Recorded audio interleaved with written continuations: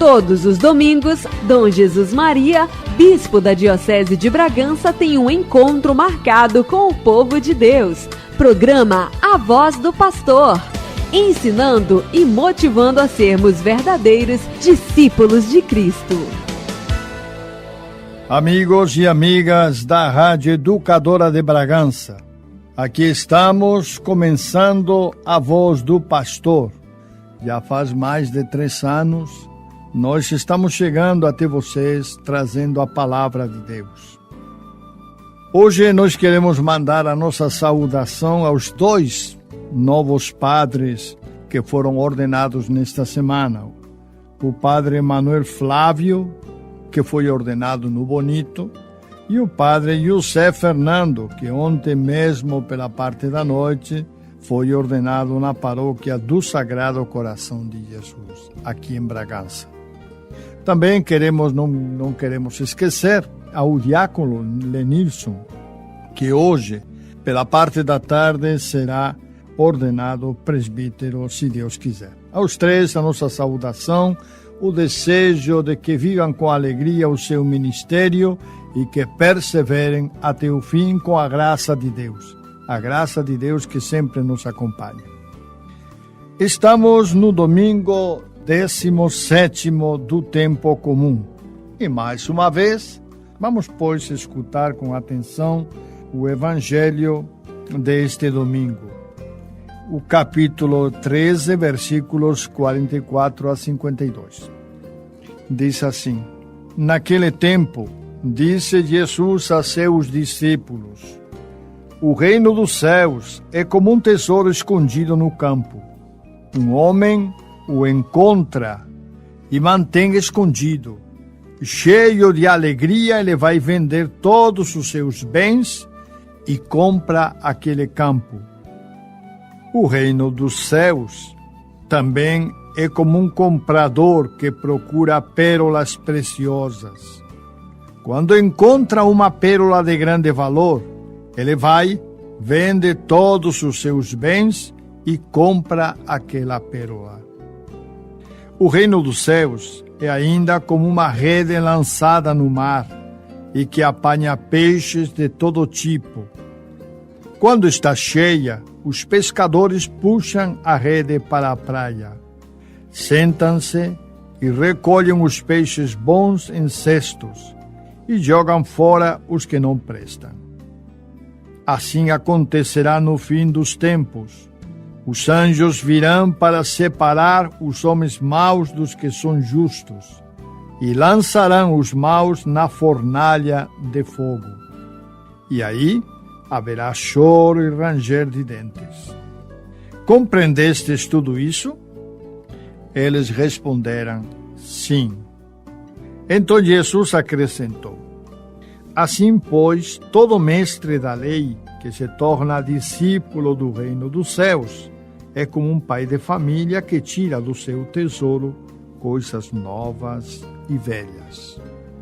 Palavra da salvação, glória a vós, Senhor. São, pois, 3 as parábolas sobre o reino de Deus, ou também chamado reino dos céus. Às vezes, Mateus usa indistintamente estas 2 expressões, reino de Deus ou reino dos céus. Como já falávamos a semana passada, o reino de Deus ou o reino dos céus já começa na terra.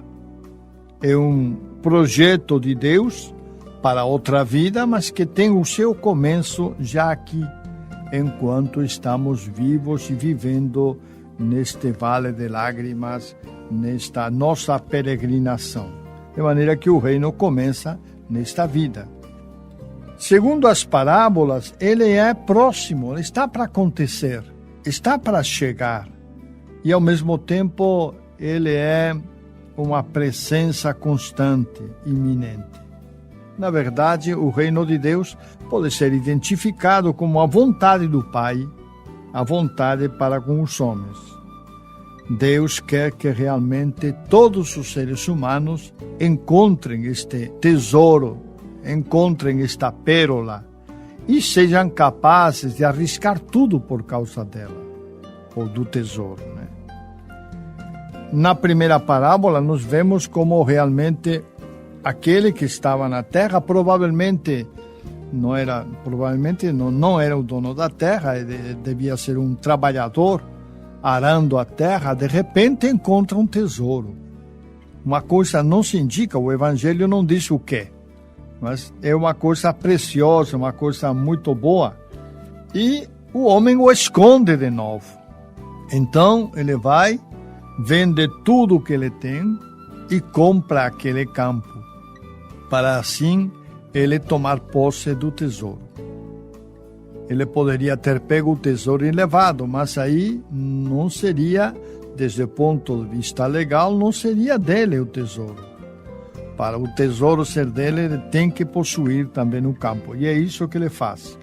Não mede esforços, não mede nenhum esforço, sacrifica tudo, sacrifica a sua vida e a sua família para poder comprar o campo onde se encontra o tesouro. A segunda parábola tem também este mesmo sentido.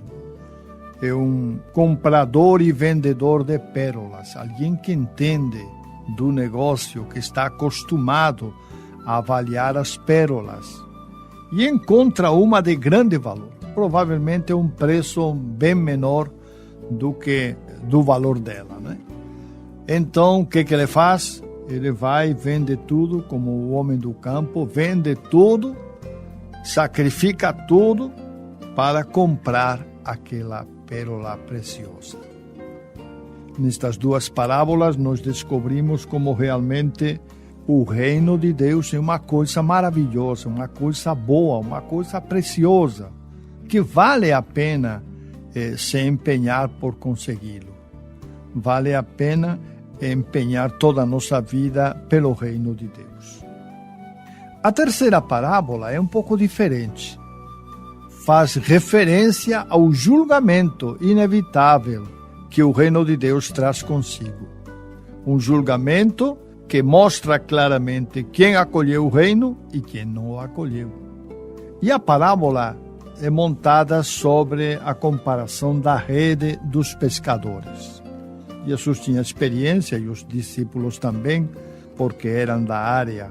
E eles sabiam que às vezes, quando lançavam as redes, vinham peixes bons, comestíveis, e vinham outros que não tinham valor comercial, que não eram comestíveis por qualquer motivo, ou eram pequenos demais.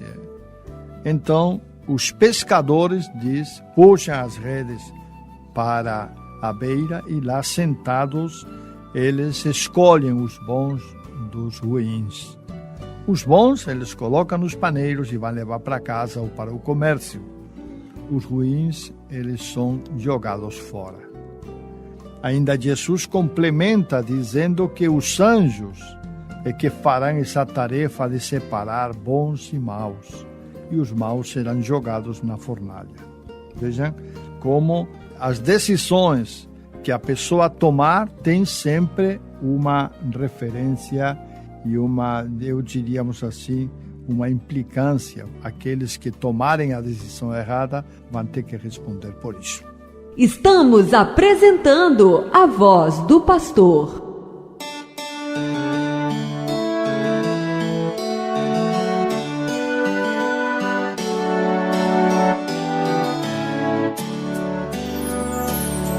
O reino dos céus de Jesus é como um tesouro escondido. Quem o acha o esconde novamente. Vende tudo e compra aquele campo. Vende tudo e compra aquele campo. Feliz o homem sem pecado em seu caminho, que na lei do Senhor Deus vai progredindo. Feliz o homem que observa os seus preceitos e de todo o coração procura Deus. Dom Jesus Maria. Mas continuemos a nossa reflexão sobre o reino de Deus. A semana passada já tínhamos dito que o reino de Deus está formado por aquelas pessoas que aceitam Jesus e a sua mensagem e estão dispostas a viver o Evangelho, a nova mentalidade do Evangelho. E efetivamente, essas são as pessoas que formam parte do reino de Deus. Mas a decisão de tomar parte, de entrar no reino de Deus, não é simplesmente uma decisão humana. Na verdade, o reino de Deus que se apresenta diante de cada ser humano é dom, graça de Deus. É um dom. E é isso que Jesus quis mostrar com as duas primeiras parábolas, que é um dom precioso, algo maravilhoso, um tesouro maravilhoso, uma pérola maravilhosa. O reino de Deus é maravilhoso, vale a pena sacrificar-se, vender tudo, renunciar a tudo por causa deste dom de Deus, este dom que Deus nos oferece. Mas é um dom e uma graça que afeta nosso modo de viver. Assim como o trabalhador do campo vai vender tudo e a sua vida vai mudar por causa do tesouro, também quem acolhe o reino no seu coração, na sua vida, também acaba modificando a sua maneira de viver, vivendo com outros critérios, vendo a realidade com outros olhos, diferentes simplesmente dos olhos e do modo de viver do mundo.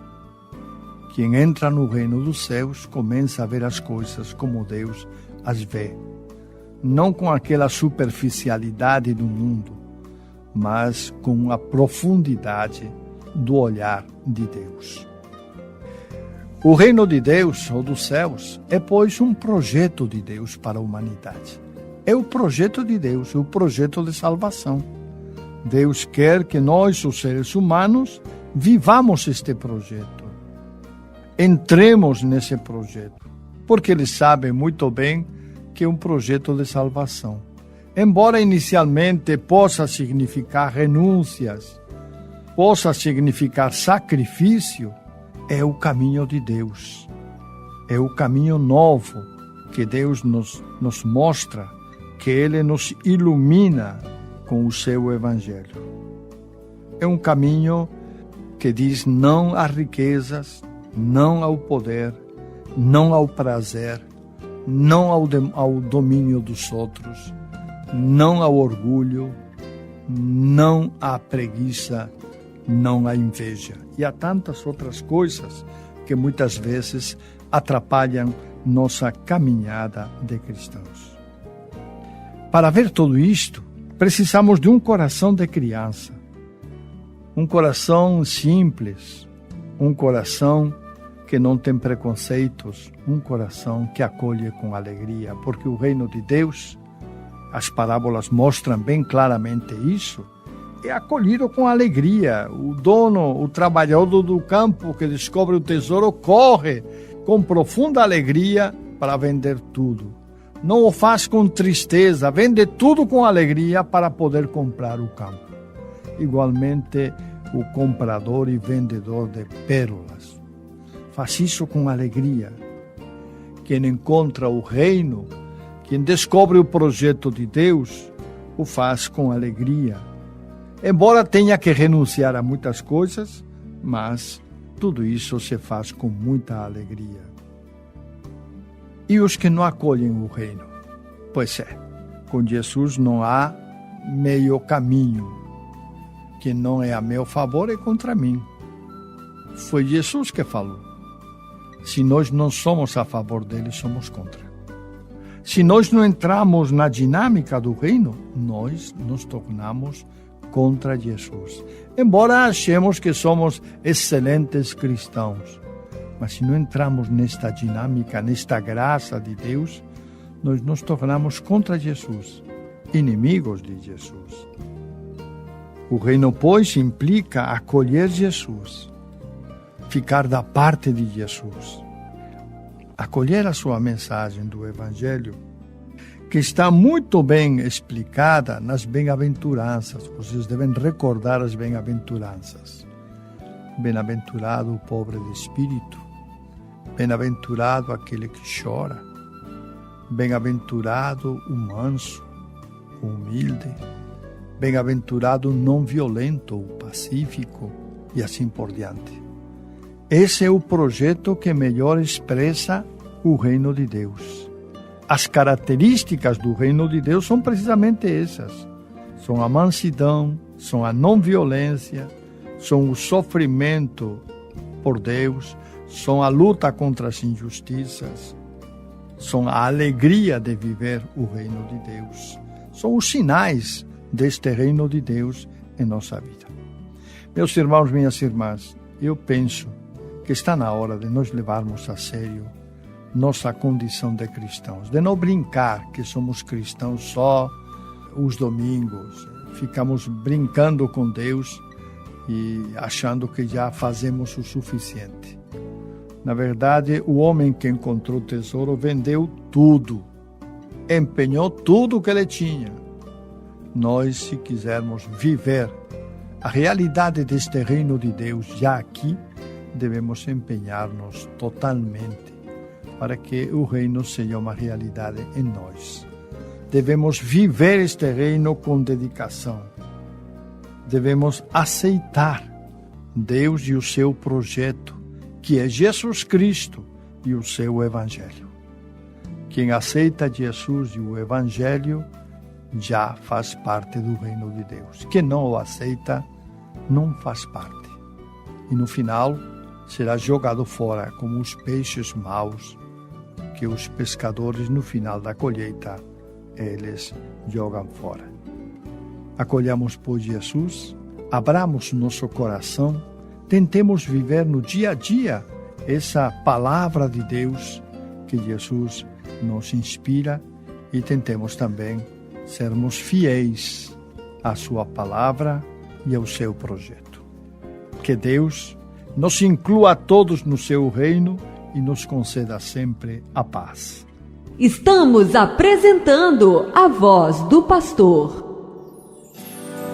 O reino dos céus de Jesus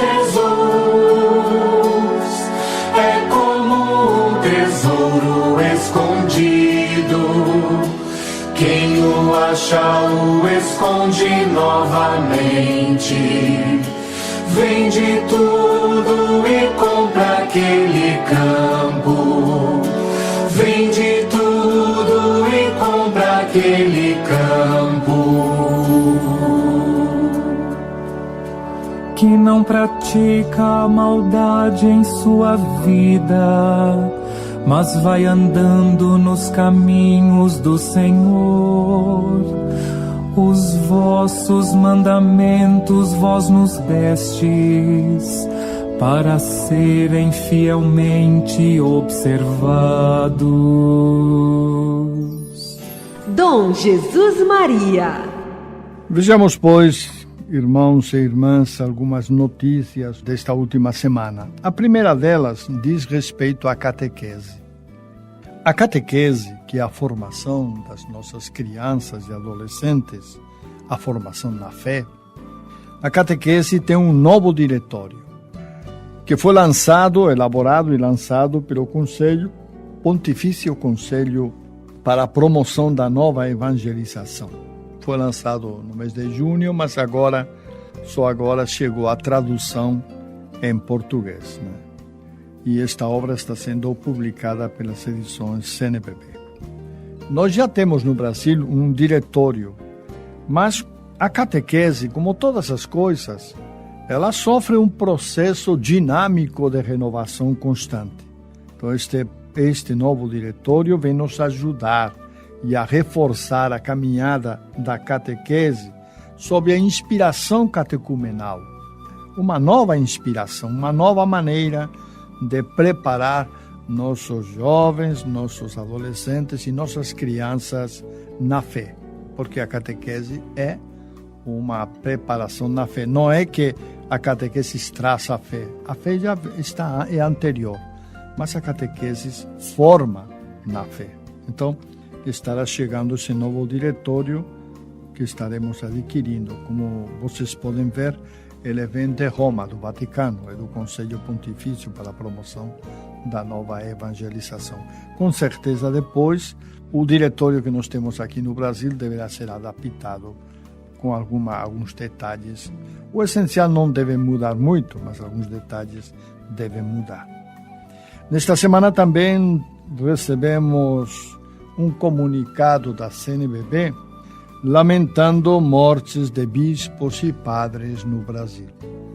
Através do seu secretário-geral, a Conferência Nacional dos Bispos do Brasil, CNBB, o seu secretário Dom Joel Portela, manifesta, pois, a sua dor e o seu sentimento pelo sofrimento de todos os brasileiros por causa da pandemia e, em especial, lamenta, pois, a morte de alguns bispos e padres.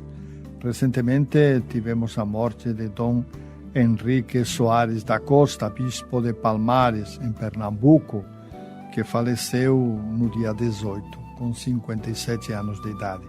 No início da pandemia também tínhamos lamentado a morte de Dom Aldo Pagotto, arcebispo emérito da Paraíba. Até agora estes foram os 2 bispos que faleceram por causa da pandemia. Sabemos que há outros bispos que também estão sofrendo ou estão internados em hospitais, mas até agora os únicos que faleceram foram isso. A nota da CNBB nos anima. Ela diz que com a nossa tristeza nasce a esperança e o compromisso. Claro, é nestes momentos de dor e sofrimento que a nossa fé nos faz levantar a cabeça e continuar caminhando. Inclusive, a nota chega a dizer que alguns bispos já passaram pelo processo e estão curados, né? Entre os bispos, citam aqui alguns que sofreram a pandemia: Dom Juarez Souza da Silva, bispo de Parnaíba, no Piauí; Dom Alberto Taveira Correa, o nosso arcebispo aqui de Belém, e também o seu auxiliar, Dom Antônio de Assis Ribeiro.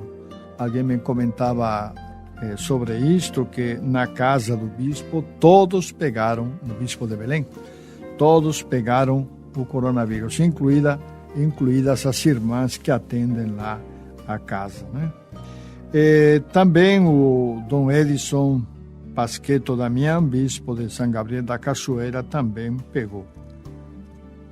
Dom Ailton Meneguzzi, bispo de Crateus; Dom Plínio José da Luz, bispo de Picos, em Piauí; Dom Vítor Aguinaldo de Menezes, bispo de Própria; e Dom Joaquim Vladimir Lopes Dias, bispo de Colatina. Estes foram alguns dos bispos.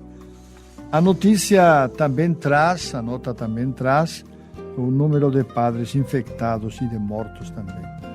Até o momento eram 14 padres falecidos por causa da Covid e 117 infectados. Nós tivemos na diocese alguns infectados, mas graças a Deus poucos, fora do padre Luciano e de algum outro padre, e estão todos já curados. Vamos com uma outra notícia, então. A notícia fala sobre a devoção a Nossa Senhora Aparecida. Embora já faça mais de 300 anos que a imagem apareceu no Rio Paraíba, foi durante um congresso que Nossa Senhora Aparecida foi declarada padroeira do Brasil. Tá? O congresso aconteceu em 1930. Após esse congresso, se enviou uma documentação para Roma, e Roma, nesse ano de 1930, por um decreto, constituiu Nossa Senhora como Rainha do Brasil e sua padroeira principal. Não quer dizer que não tenha outras, mas é assim que o decreto determina. Nossa Senhora Aparecida como Rainha do Brasil e sua padroeira principal. Muito bem. O CIMI, que é o Conselho Indigenista Missionário, que é o organismo da Igreja que trata dos povos indígenas, a CNBB, a REPAM E o próprio Papa e toda a Igreja do Brasil estamos preocupados com a situação dos povos indígenas na Amazônia. Não só com a pandemia, que já é em si uma dificuldade grande, porque muitos dos nossos irmãos indígenas facilmente adoecem, como todos, mas eles estão menos preparados biologicamente, mas também pela maneira como o governo está olhando para a Amazônia, pela maneira como o governo quer ainda explorar mais a Amazônia. Ele tem negado os dados do desmatamento, que são dados claros e objetivos, ele tem negado. Recentemente, ele mandou embora a diretora do INPE quando saíram os dados que não eram do agrado dele. O INPE é um instituto que trata do acompanhamento via satélite do desmatamento na Amazônia e no Brasil. Então, quando realmente os dados não são do agrado, simplesmente manda embora a pessoa. É querer tampar o sol com a peneira. Na verdade é isso.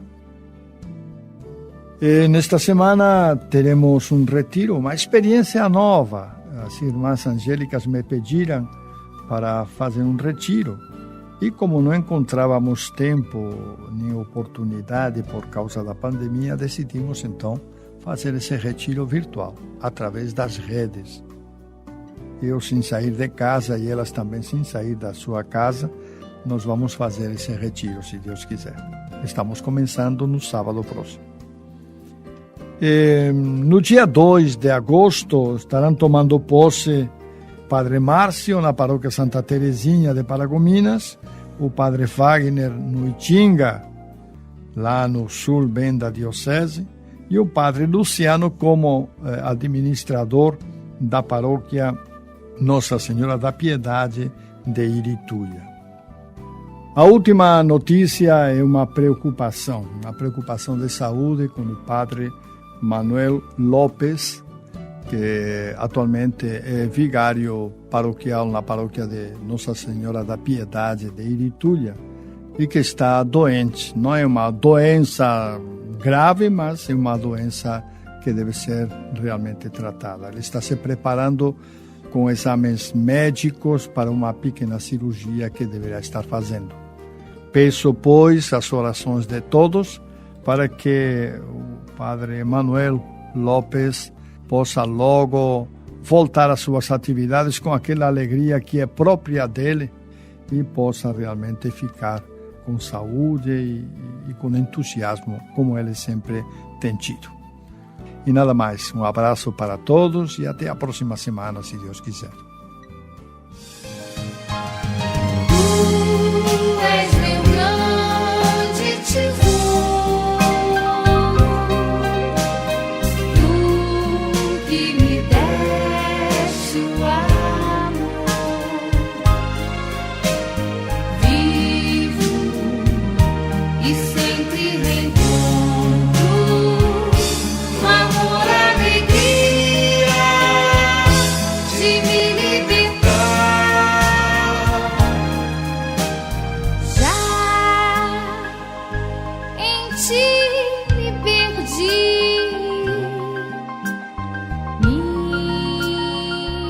minha vida te dei, mas eu sei que a encontrarei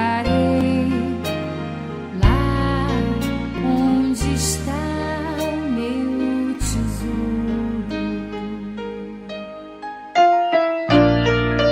Chegamos ao final do programa A Voz do Pastor. Nos encontraremos no próximo domingo. Bom pastor, ovelhas guardarei, não tenho outro ofício.